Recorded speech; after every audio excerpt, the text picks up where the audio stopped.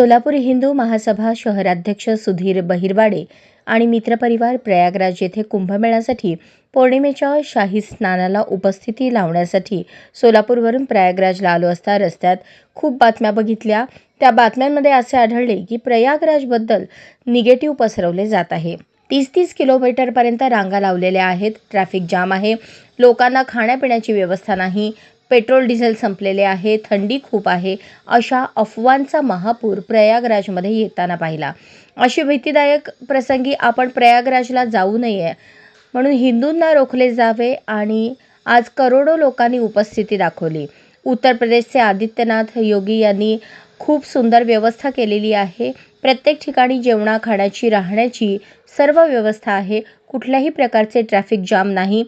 3 किलोमीटरपर्यंत traffic jam होते, ते सुद्धा सतत गाड्या पुढे सरकत राहतात। 6.5 किलोमीटरवरून चालत राहिलो, परंतु काही हिंदू विरोधी लोक हे त्यांना हिंदू एक झालेला बघवत नाही। त्यामुळे हे लोक आपल्या सनातनचा महाकुंभ असलेल्या 144 वर्षातून आलेल्या या योगाला धक्का लावण्याचा प्रयत्न करत आहेत।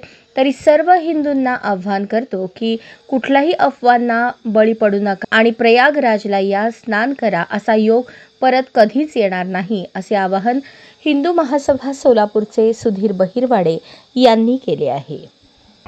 जय श्रीराम। मी सुधीर बहिरवाडे, सोलापूर शहराध्यक्ष हिंदू महासभा। आज आम्ही प्रयागराजला आलेलो आहे। बरं, येताना आम्ही गाडीमध्ये आम्ही मित्र परिवार आलेलो आहे सर्वजण। गाडीमध्ये बसताना बघत होतो की अफवांचा महापूर पसरला होता। एवढ्या बातम्या निगेटिव्ह आल्या होत्या की 30-30, 40-40 किलोमीटरपर्यंत ट्रॅफिक जाम आहे, 10-10, 25, 30-30 किलोमीटरपर्यंत चालत जावं लागेल, इथं आल्यावर खाण्यापिण्याची व्यवस्था नाही आहे, इथं सुरक्षा नाही आहे, म्हणजे आणि पेट्रोल डिझेलसुद्धा मिळालं नाही। अशा सर्व काही बातम्या आम्हाला निगेटिव्ह बातम्या दिसल्या होत्या। पण या बातम्या पसरवल्यात काय, याच्या पाठीमागचं कारण काय की आपला हिंदू समाज एक व्हायला लागला आहे आणि इथं फक्त हिंदू म्हणून, सनातनी म्हणून इथं लोक स्नानाला आलेत, ते त्या लोकांना बघवायला तयार नाही आहे। मी सर्व हिंदूंना आवाहन करतो, येथे यूपीचे जे आपले मुख्यमंत्री आहेत आदित्यनाथ योगी यांनी एवढी सुंदर व्यवस्था केलेली आहे। येथे कुठेही सुद्धा तुम्हाला असं ट्रॅफिक जाम आहे किंवा इथं भरपूर गर्दी आहे किंवा 25-30 किलोमीटर चालत यावं लागेल असं काही नाही आहे। इथं भरपूर व्यवस्था आहे की जेणेकरून इथं आपल्या लोकाला आल्यावर सुखसुविधा मिळत आहेत। तुम्ही सर्व हिंदूंना आवाहन करतो, आपण प्रयागराजला या। 144 वर्षानंतर हा कुंभ आलेला आहे। आपल्या तिसऱ्या पिढीला परत एक कुंभाचा योग मिळणार आहे।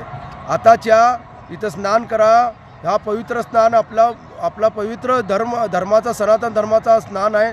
उद्या शाही स्नान होणार आहे, परत आपल्या शिवरात्रीला स्नान होणार आहे। तर हिंदूंना आवाहन करतो, इथं या, कुठल्याही अफवाला बळी पडू नका, जेणेकरून आपल्याला आपण एक व्हावं। हे काही समाजकंटकांना, हिंदू विरोध्यांना यांना हे बघवायला तयार नाही आहे। त्यामुळे मी सर्वजण इथं या आणि आपला स्नान करा आणि पवित्र व्हा। जय श्रीराम।